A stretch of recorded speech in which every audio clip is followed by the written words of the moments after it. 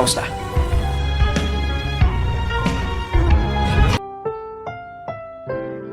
Ang susunod na programa ay rated PG.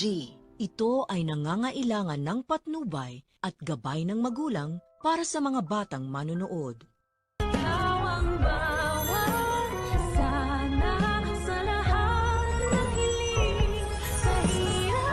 How I wish na siya nakahiga dun sa ICU at nag-aaral na.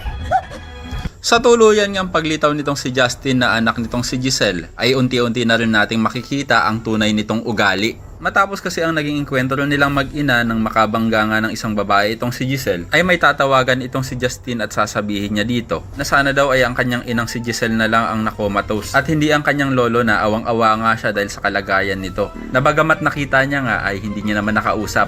Pero hindi naman natin masisisi itong si Justin dahil nga sa pinabigay siya ng kanyang inang si Giselle. At ang buong akala nga nitong si Giselle ay patay na ang kanyang nag-iisang anak. Samantala, napakatigas nga naman talaga ng mukha nitong si Moira dahil sa pupunta pa rin siya sa Apex kahit pa ban na siya dapat dito. Kaya naman nang makita siya ni Giselle ay agad niya itong pagbabawalan. Pero ayon naman kay Moira ay hahatidan niya lang naman daw ng pagkain ang kanyang anak na si Zoe. Na ang buong katotohanan naman talaga ay makikibalita lang ito kung patay na si Lolo Pepe. At pangaasar pa ni Moira kay Giselle na hindi naman daw nito mararamdaman at mararanasan ang pagiging ina dahil nga sa pinamagay nito ang kanyang anak noon. Talaga nga namang itong si Derek ay love na love talaga si Moira dahil sa kahit ano pang gawing pigil nila Robert at Giselle dito ay magagawa talaga nito ang gusto nitong gawin. Samantala, ito namang si Lynette ay patuloy na nakakaranas ng anxiety at habang siya ay nagpapahinga ay bigla na lang bubukas ang pinto ng kanyang kwarto at feeling niya talaga ay may taong gustong pumatay sa kanya. Samantala, mukhang nawawala ng pag-asa itong si Annalyn dahil sa sitwasyon ng kanyang lolo at nang makasalubong ng ating bida itong si Lyndon ay mapapayakap na lang siya dito. Kaya naman agad tatanungin ni Lyndon kay Annalyn kung ano bang nangyari. Kaya naman kung isa ka rin sa mga umaasang sana hindi pa naman namatay si Lolo Pepe ay pakilike ang video na ito and don't forget to subscribe. Thanks for watching and see you next time. Bye-bye!